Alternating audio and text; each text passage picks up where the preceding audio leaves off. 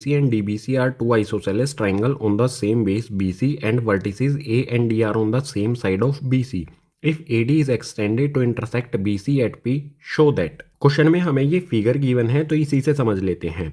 A B C ये एक isosceles triangle है, डी बी सी ये एक आइसोसेलेस ट्रायंगल है। दोनों isosceles triangle same base B C पर बने हुए हैं और जो वर्टिसेस ए और डी यानी कि ये पॉइंट हैं ए और डी, ये इस बेस बी सी के एक ही साइड यानी कि ऊपर की ओर हैं।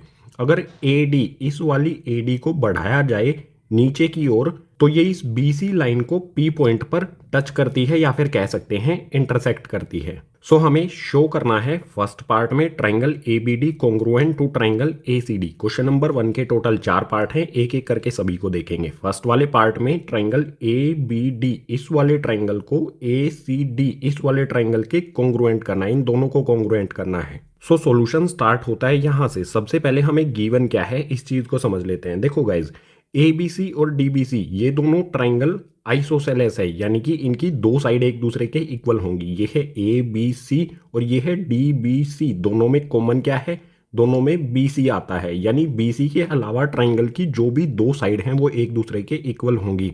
ए बी सी में ए बी और ए सी ये एक दूसरे के इक्वल होंगी, इन पे सिंगल मार्क कर देते हैं। और बिल्कुल इसी तरह से जो हमारा ट्राइंगल है डी बी सी, इस वाले ट्राइंगल में भी डी बी और डी सी ये एक दूसरे के इक्वल होंगी। सो यहाँ पर गिवन में भी यही लिख देता हूँ। गिवन में यहाँ पर आ जाएगा ए बी इक्वल्स टू में ए सी लिख देता हूँ। ये आ जाएगा हमारा ए बी इक्वल्स टू में ए सी। बिल्कुल इसी तरह से जो हमारा ये वाला ट्राइंगल है डी बी सी, इसमें डी बी और डी सी एक दूसरे के इक्वल है, इसको भी लिख देता हूँ डी बी इक्वल्स टू में डी सी।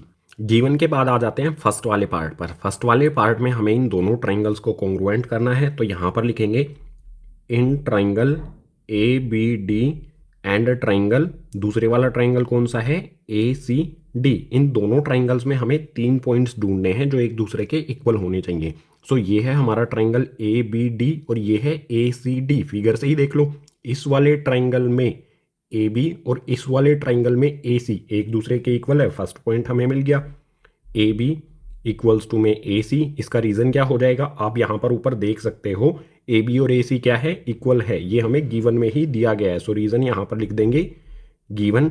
इसके बाद सेकंड पॉइंट देखो, ये वाला ट्राइंगल ए बी डी और ये वाला ट्राइंगल ए सी डी, इसमें बी डी और इसमें सी डी एक दूसरे के इक्वल है, या फिर इसे हम लिख सकते हैं डी बी और डी सी। आप यहाँ पर गिवन में भी देख सकते हो ये एक दूसरे के इक्वल हैं। सेकेंड पॉइंट हो जाएगा हमारा डी बी इक्वल्स टू में डी सी। इसका भी रीज़न क्या हो जाएगा गिवन, ये भी हमें क्वेश्चन में गिवन में दिया गया है।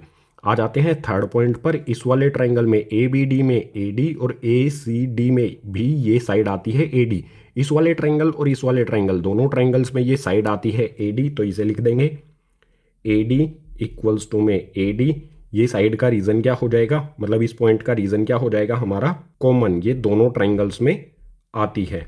देखो यहाँ पर हमें 3 पॉइंट मिल गए हैं, ये तीनों पॉइंट यहाँ पर हमें मिल गए, तो हम क्या कह सकते हैं कि triangle A B D congruent है ट्राइंगल ए सी डी के। कौन से रूल से हुआ, तीनों पॉइंट में क्या यूज़ किया हमने, यहाँ पर भी साइड, यहाँ पर भी साइड और यहाँ पर भी साइड। सो कौन से रूल से होगा, एस एस एस रूल से। फर्स्ट वाले पार्ट में हमें यही शो करना था ट्राइंगल ए बी डी और ट्राइंगल ए सी डी एक दूसरे के कॉन्ग्रुएंट हैं। सो फर्स्ट पार्ट हो गया यहाँ पर हमारा कंप्लीट। फर्स्ट वाले पार्ट में हमने शो किया ट्राइंगल ए बी डी और ट्राइंगल ए सी डी ये दोनों एक दूसरे के कॉन्ग्रुएंट हैं। अब सेकंड पार्ट में हमें शो करना है ट्राइंगल ए बी पी और ट्राइंगल ए सी पी ये दोनों एक दूसरे के कॉन्ग्रुएंट हैं। फिगर से देख लो, ये है ट्राइंगल ए बी पी, ठीक है, ये ट्राइंगल ए बी पी और ये ट्राइंगल ए सी पी, इन दोनों ट्राइंगल्स को हमें कॉन्ग्रुएंट करना है। सो सॉल्यूशन स्टार्ट होता है यहाँ से। जो भी ट्राइंगल्स हमें कॉन्ग्रुएंट करने हैं उन्हीं के बारे में यहाँ पर लिखेंगे। मैं लिखता हूँ in triangle A B P and triangle, दूसरे वाला ट्राइंगल कौन सा है हमारा ए सी पी, इनमें हमें 3 पॉइंट ढूंढने हैं गाइस। सो सिंपल सी बात है, ट्राइंगल ए बी पी और ट्राइंगल ए सी पी, ये हमारा ए बी पी इस वाले ट्राइंगल की ये वाली साइड ए बी और इस वाले ए सी पी की ए सी साइड, ये दोनों एक दूसरे के इक्वल हैं। लिख लेते हैं ए बी इक्वल्स टू में ए सी। रीज़न क्या होगा इसका, गिवन। ये वाला हमारा ट्राइंगल जो है ए बी सी, ये क्या है, एक आइसोसेलेस ट्राइंगल है उसकी ए बी और ए सी साइड ये एक दूसरे के इक्वल है, ये हमें गिवन में ही दिया गया था। अब सेकंड पॉइंट के लिए क्या करेंगे, जो हमारा ये ट्रायंगल है ए बी पी, इसमें ये वाला एंगल, इस वाले एंगल को लिख देते हैं एंगल नंबर 1। बिल्कुल इसी तरह से हमारा जो दूसरा ट्रायंगल है ए सी पी, इस वाले ट्रायंगल में ये वाला एंगल, इसको लिख देते हैं एंगल 2। अब मैं यहाँ पर लिखता हूँ एंगल 1 इक्वल्स टू में एंगल 2। एंगल 1 और एंगल 2 एक दूसरे के इक्वल होंगे। क्यों इक्वल होंगे, इसका रीज़न क्या होगा, इसको ध्यान से समझ लो। फर्स्ट पार्ट में हमने ए बी डी और ए सी डी ट्राइंगल्स को क्या किया था, कॉन्ग्रुएंट। ये ए बी डी और ये ए सी डी, इसमें इन दोनों ट्राइंगल्स को हमने कॉन्ग्रुएंट कर दिया था, तो इनके कॉन्ग्रुएंट पार्ट्स जो होंगे वो भी एक दूसरे के इक्वल होंगे। यानी इस वाले ट्राइंगल में ए बी डी में एंगल 1 आता है, ए सी डी में एंगल 2 आता है। तो मैं लिख सकता हूँ एंगल 1 और एंगल 2 एक दूसरे के इक्वल होंगे। कौन से रूल से guys, C P C T. So यहाँ रीजन में आ जाएगा सी पी सी टी।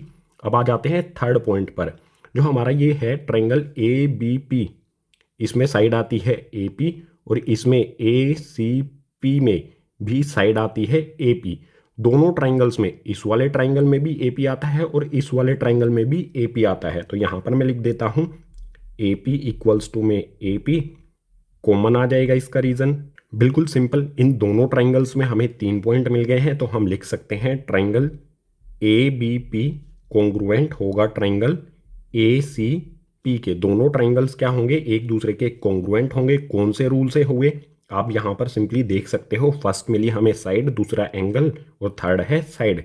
सो यहाँ पर रीजन हो जाएगा साइड एंगल साइड रूल से। सेकेंड पार्ट में हमें इन दोनों ट्राइंगल्स को शो करना था कि ये एक दूसरे के कॉन्ग्रुएंट है, यहाँ पर हमने ये कर दिया। फर्स्ट सेकंड पार्ट को हमने शो कर दिया। देख लेते हैं थर्ड पार्ट में हमें क्या शो करना है, A P bisect angle A as well as angle D. जो ये लाइन है ए पी, ये इस एंगल ए और एंगल डी, इन दोनों एंगल्स को बाइसेक्ट करती है, यानी कि 2 इक्वल पार्ट्स में डिवाइड करती है। सो बिल्कुल सिंपल सा सोल्यूशन हो जाएगा। सेकेंड पार्ट में हमने क्या किया था, एंगल 1 और एंगल 2 को इक्वल लिखा था। सो यहाँ पर वही चीज़ लिख देता हूँ मैं, एंगल 1 इक्वल्स टू में एंगल 2 हो जाएगा। ये दोनों एंगल्स एक दूसरे के इक्वल हैं। कौन से रूल से इक्वल हुए थे गाइज, पीछे वाले पेज पर C P C T rule से। अब आ जाते हैं, देखो गाइज, इस वाले एंगल पर, एंगल डी पर, एंगल डी को यहाँ पर 2 पार्ट्स में डिवाइड किया गया है। एक तो हमारा इस साइड वाला ये एंगल बनता है, एक ये एंगल बनता है, ये पूरा डी एंगल है।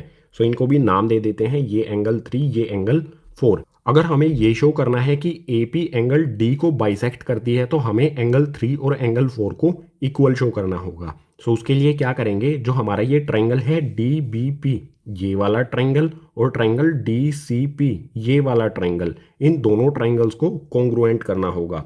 सो यहाँ पर मैं लिख देता हूँ इन ट्राइंगल, कौन सा ट्राइंगल है हमारा, triangle D B P and triangle दूसरे वाला कौन सा ट्राइंगल है, ट्राइंगल डी सी पी। इन दोनों ट्राइंगल्स को हमें कॉन्ग्रुएंट करना है। इन दोनों ट्राइंगल्स में कौन कौन सी चीज़ें इक्वल हैं उनको लिख लेते हैं। ट्राइंगल डी बी पी में डी बी साइड और ट्राइंगल डी सी पी में डी सी साइड, ये एक दूसरे के इक्वल है। सो यहाँ पर मैं लिखता हूँ डी बी इक्वल्स टू में डी सी। क्यों इक्वल है ये गिवन में हमें दिया गया है। डी बी सी क्या था, एक आइसोसेलेस ट्राइंगल था जिसकी डी बी और डी सी साइड इक्वल थी। सो ये आ जाएगा यहाँ पर इसका रीजन गिवन। सेकेंड पॉइंट पर आ जाते हैं। सेकेंड पॉइंट में मैं लिखता हूँ डी पी इक्वल्स टू में डी पी। यहाँ पर लिखता हूँ मैं डी पी इक्वल्स टू में डी पी। इसका रीजन पहले से ही लिख देता हूँ, कॉमन। देखो बिल्कुल सिंपल है, इस वाले ट्राइंगल में ये साइड आती है डी पी और इस वाले ट्राइंगल में भी यही साइड आती है डी पी, यानी इन दोनों ट्राइंगल्स में ये कॉमन है।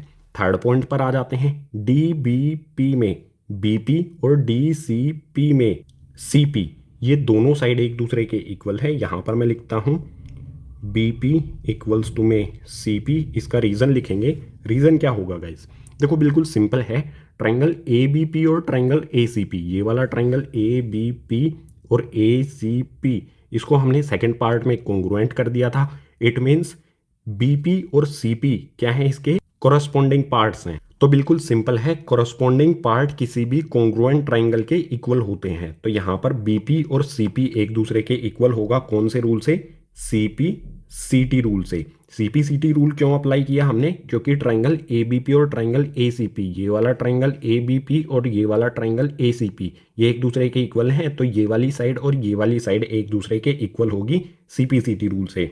अब 3 पॉइंट हमें मिल गए, तो मैं यहाँ पर लिख सकता हूँ नीचे triangle D B P congruent होगा ट्राइंगल डी सी पी के। कौन से रूल से हुआ?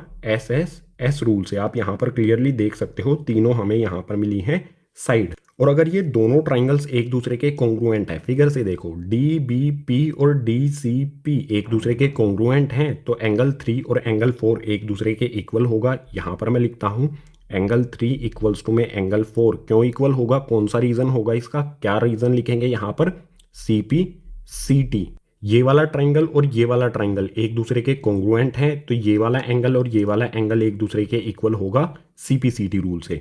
अब बिल्कुल सिंपल सी बात है, एंगल 1 और एंगल 2 ये दोनों एक दूसरे के इक्वल हैं, और एंगल 3 और एंगल 4 ये दोनों एक दूसरे के इक्वल हैं। ये एंगल 1 और एंगल 2 ये दोनों मिलके बनाते हैं पूरा एंगल ए, और एंगल 3 और 4 ये दोनों मिलके बनाते हैं पूरा एंगल डी। इन दोनों एंगल्स को, एंगल ए और एंगल डी, इनको बाइसेक्ट करने वाली लाइन कौन सी है? एपी। और ये एपी क्या करती है? बराबर बराबर बिल्कुल इक्वल पार्ट्स में डिवाइड करती है। यहाँ पर हमने शो कर दिया ना, इक्वल पार्ट्स में डिवाइड करती है। एंगल 1 और एंगल 2 इक्वल है, बिल्कुल इक्वल पार्ट में। यहाँ पर इन्हें बाइसेक्ट किया, डिवाइड किया, और यहाँ पर भी एंगल 3 और एंगल 4 को ये इक्वल पार्ट्स में डिवाइड करती है। यानी हम कह सकते हैं कि इस एंगल ए को और एंगल डी को ये वाली लाइन ए पी बाइसेक्ट करती है, यानी कि दो इक्वल इक्वल पार्ट्स में डिवाइड करती है। सो यहां पर मैं लिख देता हूं therefore AP bisects angle A and angle D. जो ये एपी लाइन है ये इस एंगल ए को और एंगल डी को बाइसेक्ट करती है। ये हमने शो कर दिया। ये हो गया हमारा थर्ड पार्ट का सॉल्यूशन। अब फोर्थ पार्ट के लिए चलते हैं नेक्स्ट पेज पर। अब क्वेश्चन नंबर 1 का फोर्थ यानी कि लास्ट पार्ट, इसमें हमें शो करना है AP is perpendicular bisector of BC. जो ये लाइन है एपी, ये इस बीसी लाइन को परपेंडिकुलरली बाइसेक्ट करती है। परपेंडिकुलर होने का मतलब होगा यहाँ पर 90 डिग्री का एंगल बनाती है, और बाइसेक्टर होने का मतलब होगा ये बीसी को दो इक्वल पार्ट्स में डिवाइड करती है, यानी कि बीपी और सीपी को हमें इक्वल भी शो करना है। सो बिल्कुल सिंपल सी यहाँ पर बात मैं लिख देता हूँ, बीपी इक्वल्स टू में सीपी। बीपी और सीपी एक दूसरे के इक्वल होंगे। ये वाली साइड बीपी और ये वाली साइड सीपी, ये एक दूसरे के इक्वल होंगे। रीजन बताता हूं। देखो यहाँ पर सेकंड पार्ट में हमने क्या किया था, ट्राइंगल ए बी पी और ट्राइंगल ए सी पी, इन दोनों को कॉन्ग्रुएंट किया था। ये ट्राइंगल हमारा ए बी पी और ये वाला ट्राइंगल हमारा ए सी पी। इन दोनों ट्राइंगल्स में इस वाले ट्राइंगल में आता है बीपी और इस वाले ट्राइंगल में आता है सीपी। कौन से रूल से ये एक दूसरे के इक्वल होंगे? बताओ जल्दी। सीपी सीटी रूल से। मैंने ही लिख दिया आपके बताने से पहले। ये दोनों एक दूसरे के इक्वल हैं, बीपी और सीपी एक दूसरे के इक्वल हैं। इट मींस एपी जो लाइन है इस बीसी को बाइसेक्ट करती है। ये तो हमने शो कर दिया। अब ये भी शो करना है कि ये परपेंडिकुलर है, यानी कि यहाँ पर 90 डिग्री का एंगल बनाती है। इन एंगल्स को नाम दे देता हूँ। ये 3 और 4 जो है ना, इसको रब कर देता हूँ यहाँ से, ठीक है। यहाँ पर मैं इस एंगल को नाम दे देता हूँ एंगल नंबर 5, और इस एंगल को नाम दे देता हूँ एंगल नंबर 6। अब एंगल 5 और एंगल 6 ये एक दूसरे के इक्वल होंगे। यहाँ पर मैं लिखता हूँ एंगल 5 इक्वल्स टू में एंगल 6। ये भी किससे होंगे? सीपीसीटी से। देखो guys, A B P second वाले पार्ट को ही हम यहाँ पर फॉलो कर रहे हैं। ए बी पी ये वाला ट्राइंगल, ए सी पी ये वाला ट्राइंगल एक दूसरे के कॉन्ग्रुएंट हैं। तो इस वाले ट्राइंगल का एंगल 5 और इस वाले ट्राइंगल का एंगल 6 ये दोनों क्या होंगे? एक दूसरे के इक्वल। कौन से रूल से? सीपी सीटी। अगर सीपी सीटी आपको नहीं पता है क्या होता है, तो इस चैप्टर का इंट्रोडक्शन पार्ट जरूर देख लें, उसमें डिटेल में एक्सप्लेन किया गया होंगे। ये जो हमारी इक्वेशन है इसको नाम दे देंगे इक्वेशन नंबर 1। अब नेक्स्ट पॉइंट में क्या लिखता हूं कि एंगल 5 प्लस में एंगल 6 इक्वल्स टू में होगा 180 डिग्री। ये दोनों एंगल्स को अगर हम ऐड करें तो 180 डिग्री के इक्वल होगा। क्यों होगा? क्योंकि BC क्या है? एक स्ट्रेट लाइन है। ये एक सीधी लाइन पर बने हुए दो एंगल्स हैं एक ही साइड में, तो इनका सम होता है 180 डिग्री। और इसका रीजन क्या होगा? चैप्टर नंबर 6 में हमने क्या पढ़ा था? Linear pair.